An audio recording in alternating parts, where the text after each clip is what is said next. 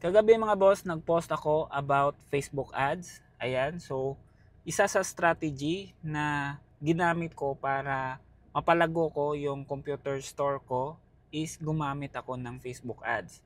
Meaning nagbabayad ako sa Facebook para makakuha ng maraming customers. Ngayon, merong um, nag-comment si Sir John Kirk. Sabi niya, saan ka na pala nag-marketing boss? Wala ka na pala sa Facebook ads and online ads. Ayan, so sinabi ko kasi doon kagabi mga boss na sad to say na hindi na gumagana sa amin yung Facebook ads. Hindi na kami nag-invest sa Facebook ads dahil medyo magastos na siya. So, sa tanong ni Sir John Kirk, so actually right now, we are focusing on our existing customers. Meaning, focus namin na paulit-ulit silang umorder sa amin. Yun yung isa sa fino-focus namin.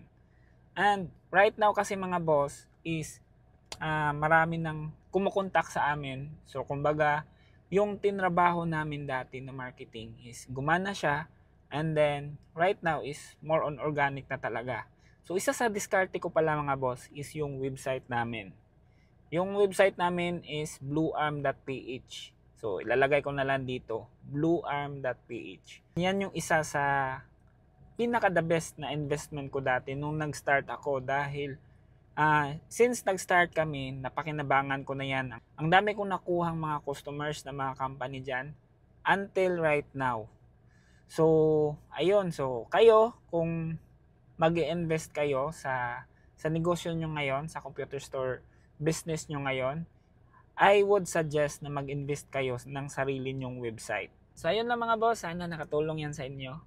Follow naman dyan.